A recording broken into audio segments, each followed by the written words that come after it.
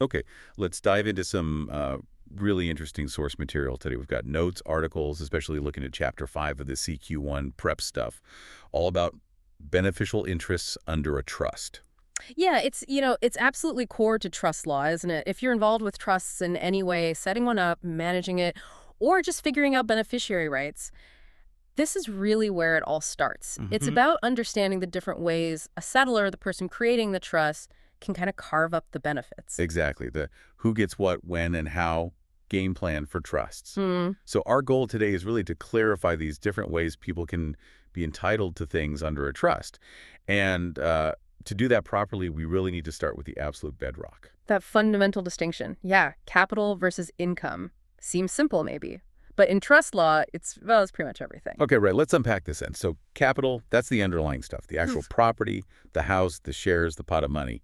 Precisely. It's the asset itself. Yeah. And if that asset goes up in value, shares bought for 10K are now worth 12K, that extra 2,000 pounds, that's your capital gain. Got it. And income is the flow, the Yeah. money that capital generates, rent, dividends, interest, that sort of thing. That's it exactly, the return from the capital. And importantly, you can get income even if the capital value itself isn't really changing much. And the settler, the person setting it all up, they call the shots on who gets which bit. Income only, capital only, maybe both. Absolutely. And that initial decision, it dictates so much of what happens next. It's foundational. For the beneficiaries, for instance, it defines what they can actually ask for, what they're entitled to receive. Right. So an income beneficiary can't just say, give me a chunk of the house value. Usually, Generally, no. And it also hugely shapes what the trustees have to do. Their whole investment approach has got to reflect who needs income and who's waiting for the capital. yeah, I can see how that could get tricky, balancing different people's interests. Oh, it definitely can, especially with, life tenants and remaindermen down the line. And then, of course, there's tax. That's directly tied into this capital income split, too. Tax. Right. The notes flag up capital gains tax. Hmm. That can hit when assets go in or out, or when a beneficiary becomes absolutely entitled if the value's gone up. Mentions a 24% trustee rate for 24-25 on some assets, less exemptions. Yep. And income tax usually paid by the beneficiaries on the income they actually get from the trust. And inheritance tax is in the mix, too. Potentially when the trust starts, maybe 10-year anniversaries when assets come out. It's Yeah. broader than just capital income, but it's definitely linked. So that first decision the settler makes about capital and income, it's not just a minor detail. It really sets the whole stage, defines rights, trustee duties, tax. Wow. It's the starting point. It really is. And kind of building on that, once we've figured out what someone might get, capital income or both, the next big question is when. Is their right definite now, or does it, depend on something else happening? Oh, okay. So this is vested versus contingent interests. That's the one. Vested sounds like what it is, it's locked in. Guaranteed, basically. So your entitlement is certain. No hoops to jump through first. That's the essence of it. No unmet condition before you get the right. The benefit is yours. The only question might be when you actually get to enjoy it. Now or later. Right. And there are two flavors of vested. Yeah, two main types. You've got vested in possession. That means you have a present right and present enjoyment. Like, pay income to Sarah for life. Sarah gets the income now. That's vested in possession. Okay. And vested in interest, that's the present right, but future enjoyment one. You got it. The classic example is to Tom for life, remainder to Umar. Umar's right to the capital is certain now. It's vested. But he only gets to enjoy it, possess it, after Tom dies. Right. So the key is the certainty. It's a real entitlement, enforceable, and it's treated like property the beneficiary owns. Hmm. Can be sold, maybe used as security. Often, yes. Especially capital interest, vested in interest. It usually forms part of their estate if they die before, say, the life tenant, though obviously a life interest itself just ends when the life tenant dies. Okay, but here's where it gets a bit twisty. The sources talk about Phipps v. Acres, where something looks contingent, but the law treats it as vested. Sort of. Ah, Phipps v. Acres, Yeah. yes, a classic rule, mainly for wills and trusts. It tackles wording like, to my son David if he reaches 21. Standing alone, that looks purely contingent, right? He only gets it if he hits 21. Yeah, seems clear. But the rule can kick in if there's also a gift over. So what if it says, to David when he reaches 21, but if David dies before 21, then to my daughter Emily. Uh-huh. The bet-if clause changes things. Precisely. Because of that gift over to Emily, the 50 acres rule generally applies. David's interest is treated as vested now, even if he's, say, only 18. but it's vested subject to being divested. It's defeasible. Defeasible, meaning you could lose it. Yeah. If he fails, the condition dies before 21, his vested interest is lost or divested, and it flips over to Emily. Okay, so it's like the condition isn't about getting the interest, it's about keeping it. A condition subsequent, not precedent. That's a really good way to put it. Reflects how Lord Denning explained it. And it matters because, say, David died at 20, that vested interest was part of his estate right up until the moment he died and it got divested. It affects inheritance. But this only applies if the trust document doesn't clearly say something else. Correct. It's a rule of construction, trying to figure out likely intention. It doesn't override clear contrary intent. And, cases like Donaldson's trustees remind us you have to read the whole document. Just using the word vested isn't magic. The context might show it's actually a limited interest, like a life interest, or still contingent based on other factors. Connects to those older principles like Lessons v. Tierney. And you mentioned this is important for Saunders v. Vautier later on. Generally need a vested interest for that. You generally do, yes. So that's vested. The flip side is contingent. Here, the entitlement absolutely hinges on some uncertain future event, a condition precedent. If it doesn't happen, the interest fails. Full stop. Like to Fiona if she qualifies as a solicitor. Or to George upon turning 25, assuming there's no Phipps-Fiacker's gift over making it vested but defeasible. Exactly. Conditional, uncertain. You can't really enforce it until the condition's met. And crucially, if the beneficiary dies before the condition is met, their potential interest typically vanishes. Poof. So George dies at 24, his contingent interest fails. Usually, yes, unless the contingency isn't personal to him. The property would then go via a gift-over clause or back to the settler's estate under a resulting trust. But the law isn't completely rigid here, especially for younger beneficiaries. Section 31 of the Trustee Act 1925 is very important. The power for maintenance and accumulation of income. That's the one. Section 31 gives trustees discretion a choice over the income the trust produces. They can use it for minors, beneficiaries under 18, even if their right to the capital is still contingent. Okay, so while they're under 18, trustees can use the income for, like, school fees or living costs, even if the kid might ultimately not get the capital itself. That's the maintenance power in S.311. But there's a condition for contingent interests. The gift has to be one that carries the intermediate income. Basically, the income generated while waiting for the condition must be linked to that beneficiary. A gift to X at 21 normally does carry the income. And if they don't spend all the income on maintenance, then under S.213, they have to accumulate it, save it up. right. And what if the beneficiary hits 18, but the condition still hasn't been met? Say they have to reach 25 to get the capital. Good point. Once they turn 18, S.31 kicks in. They then have the right to receive the ongoing income each year until their capital interest either vests at 25 or fails if they die before then. And the income saved up during their childhood, the accumulations. If they eventually meet the condition and get the capital, they usually get the accumulated income too, S.312. So SQE1 is pretty useful. It gives trustees flexibility to support young beneficiaries, even when things are uncertain, balancing the settler's conditions with practical needs. And you mentioned the age change from 21 to 18 back in '69. Yeah, Family Law Reform Act 1969. So post-1970, trusts use 18, but you might see 21 in older ones. And just to loop back, once that contingent interest does vest the condition is met, then the beneficiary, if they're an adult and fully entitled, might be able to use Saunders v. Vautier to call for the property. Got it. So vested versus contingent is all about when the right becomes certain. And rules like Phipps-Fiacker's and powers like S.31 add important nuances. The exact wording is critical. Absolutely critical. Okay, so we've looked at what benefit, capital income, and when it's certain, vested contingent. Now let's think about how certain that benefit is in terms of amount and how much, say, the trustees have. This brings us to fixed, discretionary, and bare trusts. Right, but just quickly remind us about the nature of the beneficiaries, right? It's not just a claim against the trustee, it's actually in the property itself. Proprietary. Yes, that's a crucial point. It's an equitable proprietary interest. It attaches to the trust assets, meaning if the trustee unfortunately goes bankrupt, the trust property is generally protected from their personal creditors. Big advantage. Okay, good reminder. So fixed trusts first. What's the deal here? Fixed trust means the settler spells it all out in advance. Exactly who gets what share. The trustees have zero discretion, zero choice on the distribution side. Their job is just to follow the instructions precisely. Like, hold the fund for my children, Aisha and Ben, in equal shares absolutely. Done. Fixed. Exactly. The shares are fixed, determinable. The beneficiaries know what they're getting and can legally demand it.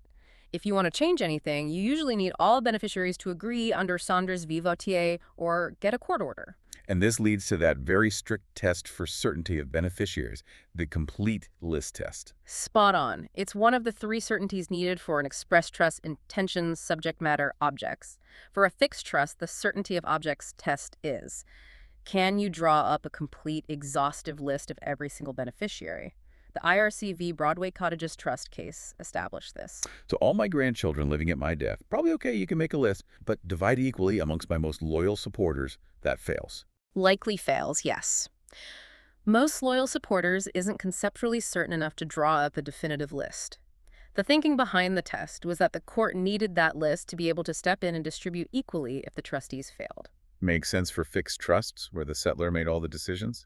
Okay, so that's fixed and rigid. Discretionary trusts sound like the complete opposite. Pretty much. They're all about flexibility. Here, the trustees are given discretion, a power of choice, over how to distribute income or capital, sometimes both, amongst a defined class of potential beneficiaries. They might decide who gets anything, how much, and when. Why would a settler want to give trustees that much power?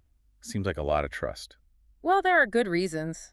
Maybe to provide for future needs you can't predict now, like unexpected health costs or education for future grandkids, or perhaps to benefit people who aren't great with money.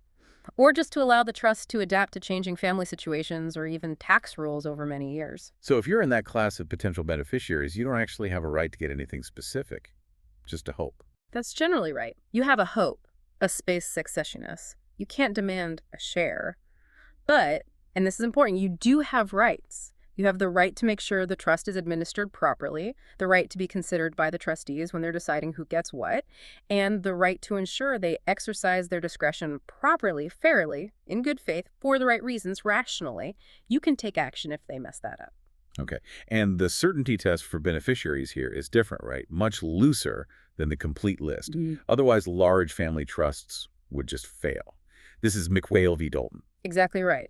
McPhail v. Doulton was the game changer. It ditched the strict complete list test for discretionary trusts and brought in the is or is not test, sometimes called the any given postulant test. And that test is, can you say with certainty for anyone who might pop up and claim to be a beneficiary, whether they are or are not in the defined class? That's it. You don't need the full list of who is in. You just need the definition of the class to be clear enough so you can definitively say yes or no for any individual. Lord Wilberforce realized trustees just needed to survey the potential class, not list everyone, and courts could supervise in other ways. And then Re Baden number 2, applying that test, brought in this crucial difference between conceptual and evidential certainty. Yes, absolutely vital distinction. Conceptual certainty is about the meaning of the words used to define the class. Is the concept clear? My relatives, or employees of X company, those were found to be conceptually certain in Re Baden. But something like my good friends is probably too vague, too subjective, lacks conceptual certainty. And if it lacks conceptual certainty, the trust fails. It fails. That's a fatal flaw. But if the concept is clear, Then you look at evidential certainty, which is just about whether you can prove someone fits the clear definition. Exactly. It's about the practicalities of finding the evidence. And the key takeaway, especially from Sachs LJ in Re Baden number 2, is that evidential difficulty does not make the trust void. Right. The burden is on the person claiming to prove they fit the definition. If they can't find the proof, bad luck for them, but the trust itself is still valid. The court is never defeated by evidential uncertainty. That's the line often quoted, yeah. Though it's worth remembering, Stamp LJ was a bit stricter, particularly on relatives, and Mega LJ had a slightly different take involving a substantial number.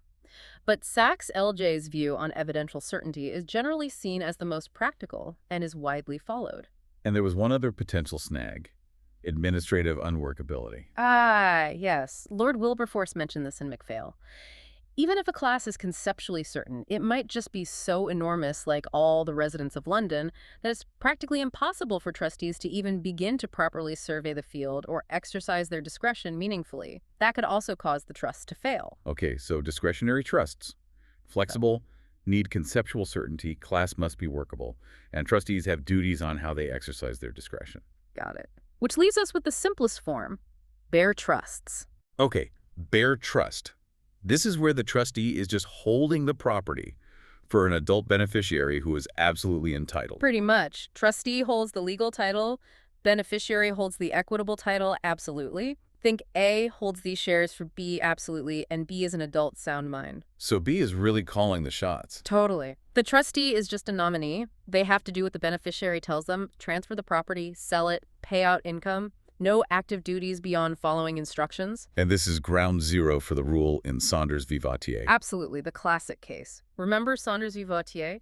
If the beneficiaries are all adults of sound mind, sui juris, and together they hold the entire absolute beneficial interest, they can tell the trustees to hand over the legal title and wind up the trust. Even if the settlor wanted it to run longer, like accumulating income until age 25 in the original case? Yes.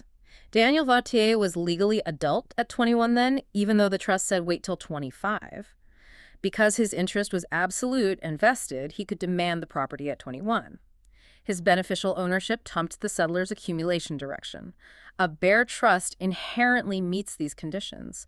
The beneficiary effectively has full control. And tax-wise, it's usually transparent, like the beneficiary owns the assets directly. Generally, yes. For income tax and CGT, the beneficiary is typically treated as the direct owner. Right, that makes sense. Wow, okay, so we've got the different structures sorted, fixed, discretionary, bare, alongside the capital income split and vested contingent timing.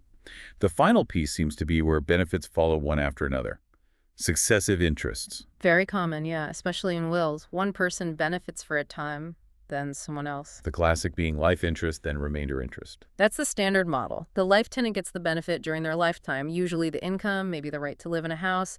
Their interest stops when they die. And the remaindermen, or remainder beneficiary, they're the one entitled to the actual capital, the property itself, but only after the life tenant's gone. Exactly.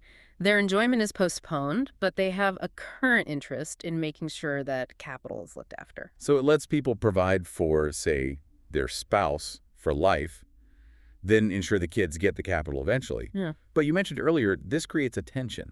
A natural conflict, yes. The life tenant typically wants maximum income now, high dividends maybe.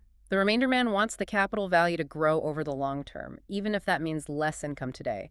Think growth stocks versus income stocks. Which puts the trustees right in the middle. They have that duty of impartiality. A crucial duty. They have to be fair, strike a balance between these competing interests. How they invest is key here. Unless the settler specifically told them to favor one over the other, like prioritize my wife's income. Precisely.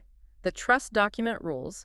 If it modifies the duty, trustees follow that. But otherwise, impartiality is the default.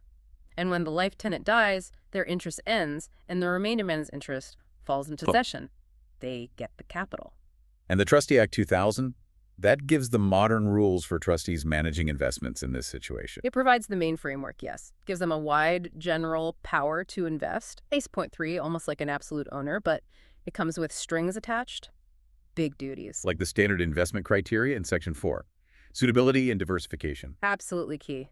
They must consider suitability, looking at the trust's goals, the beneficiary's needs, including that balancing act, fund size, time horizon, and they must consider diversification. Plus, Section 5 says they generally have a duty to get proper advice on investments. And all backed up by a statutory duty of care in Section 1, higher standard for professionals. Correct. Reasonable care and skill, more expected if you're paid for it. And that Nestle v. National Westminster Bank case, that shows how hard this balancing act can be and how tough it is for beneficiaries to prove fault. A landmark case on this. The remainder men sued the bank trustee, saying the funds should have been way bigger after decades, accusing them of being too conservative, sticking to gilts, missing out on equity growth. But the bank wasn't actually found liable. No. The Court of Appeal was critical of some of the bank's processes, but ultimately the beneficiaries couldn't prove that a specific failing by the bank had caused a definite, quantifiable loss compared to what a prudent trustee would have achieved. It's a high bar. So the lessons from Nestle are, trustees must be prudent, impartial, diversify, but they aren't judged by perfect hindsight. And the beneficiary has to prove both the breach and the resulting loss. That's the crux of it. It really highlights the practical challenge. The law sets out the principles, like the duty of impartiality under the Trustee Act, but proving a costly breach isn't easy. And again, the trust document itself is always the first port of call. Okay, that was definitely a deep dive. We've really charted the territory of beneficial interests. We have started with that fundamental capital income split, what kind of return you get. Then move to when you get it vested versus contingent, with those important nuances like Fitz v. Ackers and the flexibility of Section 31. And then the how, the structure. Fixed trusts needing that complete list, discretionary trusts with the is or is not test from McPhail and Re Baden, and the straightforward bare trusts controlled via Saunders v. Vautier. And finally, stringing benefits together with successive interests, the life-tenant remainderman dynamic, and that critical trustee duty of impartiality, framed by the Trustee Act 2000 and cases like Nestle. Yeah, getting a handle on these concepts, the rules, the key cases, the statutes, it's absolutely vital for understanding how trusts work in practice. These are the building blocks for analyzing any trust situation. Knowing those certainty tests, when Saunders v. Vautier might apply, the use of S.31, the challenges of impartiality, these are the practical tools you need. And it makes you think, doesn't it? The sheer power a settler has to shape things, to control wealth across time and between different people, but then also the power of the law sometimes gives back to beneficiaries to, well, effectively rewrite the script under certain conditions. Yeah, like with Saunders v. Vautier, it raises that question. When property's in trust, who really has the final say? The settler's dead hand, the trustees making decisions day to day, or the beneficiaries themselves? It's a fascinating balance of power. It really is. Something definitely worth pondering as you delve deeper into trust law.